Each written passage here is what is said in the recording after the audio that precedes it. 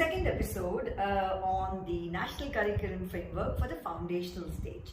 And in the first episode, we have talked about the content, that is the what, that means the curricular goals, the competencies, the learning outcomes as have been articulated in the NCF FS. This episode will cover both the pedagogy, that means how to teach, as well as the assessment that has been clearly mentioned and written about in this document, NCF for foundational stage. So what's being said really, and again, once again, the foundational stage is the first 5 years block, ages 3 to 8.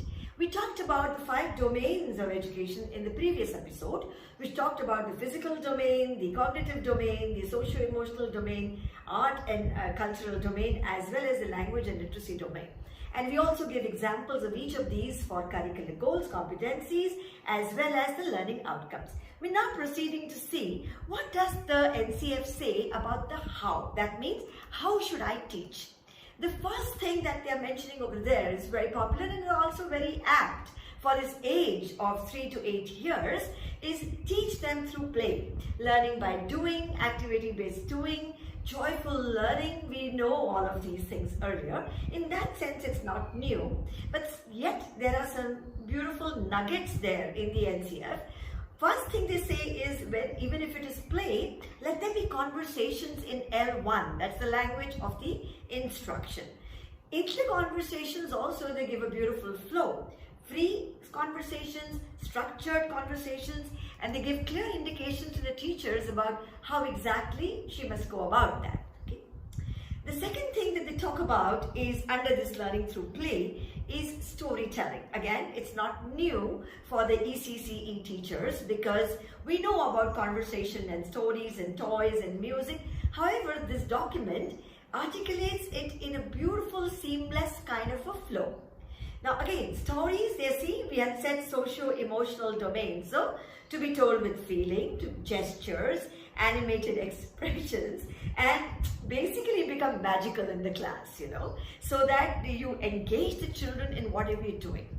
There's a huge discussion going on in education circles about toy-based learning. I want to say here, by the way, do subscribe to the Shikshangan Education Initiative channel.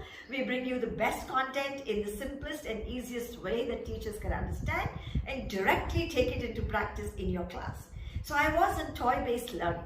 Now, this is the pedagogy. There's a lot of confusion. People ask us about how do I do toy-based assessment? ऐसा कुछ भी उसमें mention नहीं है. Toy-based learning. That means using blocks, puzzles, dolls, balls, pretend toys, जैसे घर घर खेलना, रसोई रसोई खेलना, टीचर टीचर खेलना, डॉक्टर डॉक्टर खेलना, all of that which children enjoy and imitate and play at that age. They continue to say that when we are talking about learning through play, can we also look at the songs and the rhymes? Once again, in the ECCE curriculum, we are not unfamiliar with teaching with songs and rhymes. So they give a lot of actions, gestures, to jump, to imitate. So basically, model something that you want students to learn, and you will see them following you through very, very easily. There's a beautiful section on music and movement because there is a lot of emphasis on rootedness in Indian values, traditions and culture. So Natya Shastra se bhi bahut kuch liya gaya hai, and they talk about, can we get them to also play Indian instruments like the lejhim, the manjira, the chiplya, the zans, all of these instruments, the dhol, jo Hindustan mein sadiyon se mashhoor hai, and therefore singing, clapping, dancing, instruments, etc. for teaching them. In art and craft, we have the usual paper folding, pasting, molding paper and so on. So that was about one of the sections of pedagogy, which is about learning through play. There's another one on language learning and then yet another one on mathematics learning. Now for language, what they say is the medium of instruction should be L1. We've talked about this even in episode 1. What is the meaning of L1, the medium of instruction? हो सके तो vernacular ही होना चाहिए बच्चे की mother tongue, but if that is not possible, then well, English or Hindi or Bangla, I mean whichever medium your school seems to be running in. So medium of instruction, and they're saying what to do with L1 and when to do with L2, and basically right from the NEP 2020 ये बात बार-बार दोहराई जा रही है to immerse children in multiple languages, because we have such a rich and varied cultural heritage of beautiful languages in India. But more than that, I feel that physiologically जो हमारे neurons fire करते हैं, the more languages we know, the more they fire, and therefore the better we learn and the better we are in terms of information and interaction with the world. Reading skills के बारे में बात की है through picture books. Look at the gradation. See how beautiful it is. First through picture books, then through story books, then the read aloud books, then the guided reading, then independent reading, then interactivity, poetry, stories, literature, drama. So har taraf we will find a very seamless flow of progression in this NCF for foundational stage. Also the NCF draft which has come out for the rest of the classes. For writing skills, through drawing, labeling, spelling, workbooks, yahan pe bhi you will see that there is a gradual flow from drawing to complete sentences. Ek wahan pe safar hai, journey hai about writing. It's not as if the children will do it immediately at the point of entry to the school. I particularly liked this 4-block approach that they have for literacy instruction. So what they're saying actually is that learning of the language must be oral language, then the word recognition, then the reading, and then the writing. So it's sort of mapped to our own understanding of LSRW, listening, speaking, reading, writing, in this order. So oral language में भी देखिए gradation है. First the picture conversation, then sharing experiences, then storytelling, and then role play. And then you move to word recognition after you speak a lot. So in the word recognition, again there is a gradual progression. First phonological awareness, then the letter recognition, then sound symbol connection, then letter and word. And the third block is of course about reading. Here also first the read aloud, then the shared reading, then the guided reading and independent reading. In writing, which should be last, model writing first, shared writing next, guided writing and independent writing. So these are the 4 blocks of language and literacy learning. We'll remember that language and literacy is a separate domain. उन्होंने उसको cognitive domain में नहीं डाला. Cognitive domain में they have put science or environmental awareness and mathematics. Language and literacy को separate रखा हुआ है. इतना ध्यान, इतना महत्व दिया हुआ है. So it's very, very important to focus on these 4 blocks of language development. Similarly, there are 4 blocks of mathematics also. And they're saying that they must, to become mathematically proficient, children must have these 4 things or 5 things. 1, conceptual understanding, then procedural understanding, strategies for application what they learn, communication and reasoning, and of course, a positive, fearless attitude towards mathematics. Now, all these strands of mathematics mentioned in the first few lines can be designed in again these 4 blocks that the NCF for foundational stage has articulated. Pehla hai experience with oral math. Okay. Second, spoken language in math. Verbalize the way you teach. Third, with pictures and skills practice for procedural information. And lastly, again, the abstract written symbol of math. जैसे language में the letters came last, that's an abstract idea. A क्या है? वैसे ही 3 क्या है is an abstract idea. So you come to that last. There are 1 or 2 more ideas which are very good for mathematical teaching at the foundational stage. That means ages 3 to 8, the first block of 5 years. So again, maybe the math teachers are already familiar with this idea of CRA, concrete material manipulators in maths. पहले दीजिए, वहाँ से representation करना है, वहाँ से we need to go through the abstraction with numbers.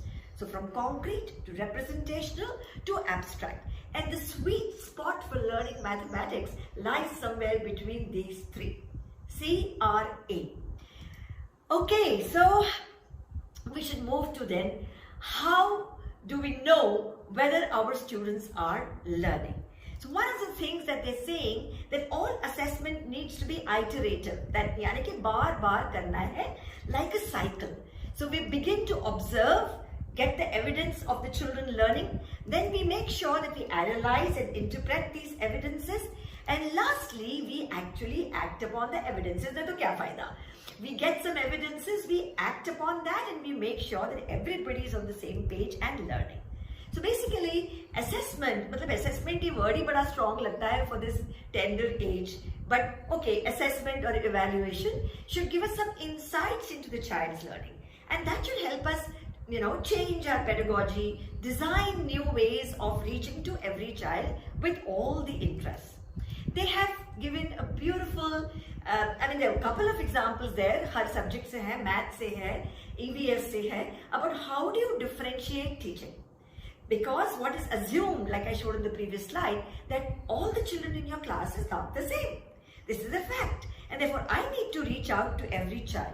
They've given this example about, मान लीजिए आप तितलियों के बारे में सिखा रहे हैं. If you're teaching about butterflies, then plan a lot of activities so that children can pick something which is of their interest. For example, some children might want to work in a group, some children might just want to see the actual pupa and the chrysalis and किस तरह से butterfly उसमें से emerge होती है. Some children might be happy doing some activity and craft with paper cutting with the butterflies. Some might be happy with the data कि कौन सी butterflies कहाँ मौजूद हैं. Some might be simply happy with paper folding and creating some craft out of butterflies. Others might like to actually feel and touch butterflies, making sure that you don't really harm them, okay, and let them fly into the free wild world. And some children might simply like to do a role play or dramatization. You will see that this maps to Howard Gardner's idea of multiple intelligence. वैसे यहाँ जिक्र नहीं किया है, but differentiated teaching is all about reaching out to the variety of interests available in our class and making sure that we plan our activities. खुशी की बात तो ये है that NCF में इसके कई examples आपको मिलेंगे at the foundational stage. Here is a beautiful idea again about gradual release of responsibility. यानी we can't be teaching the children all the time alone.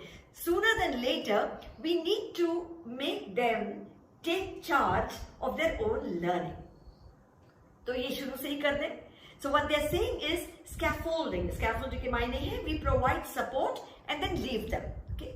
So we start something new by going to the prior knowledge, what is available in the child's long-term memory. Once that prior knowledge is activated, we then create a platform for new knowledge, and that's how we are able to teach. This is एक तकिया कलाम, हम इसको बांध लें. I do, first I demonstrate, then we do together, and after that you do alone. Gradual release of responsibility, or GRR. That is what has been mentioned a lot in this National Curriculum Framework for the foundational stage. Then again for assessment, they have given many tools which we are all familiar with. Magar ye, because this is mentioned there, I have that on one slide. So let's just at a glance see what the NCF for the foundational stage was saying. There are curricular goals, there is pedagogy, and there is assessment. We talked about curricular goals, 5 domains in the first episode of this NCF series on the foundational stage. Today, on this episode, we talked about the pedagogy, learning through play, differentiated learning, as well as how do we teach the 4 blocks of language and the 4 blocks of mathematics. What is the NCF saying about that? For evidence-of learning, we just simply need to be observing, and it is an iterative process. The NCF FS also says that all this needs to be flexible, multifaceted, as well as multi-level, especially where our government schools are concerned, where there are many children and few teachers perhaps. Okay.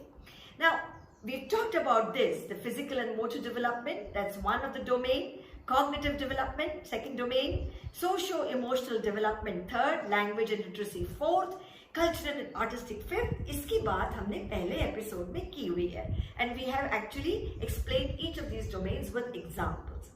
For the teaching methods, we have talked about all of these, and probably some of them are still not talked about in this episode, but most of them: conversation, storytelling, toy-based, play-based, art and craft, and so on.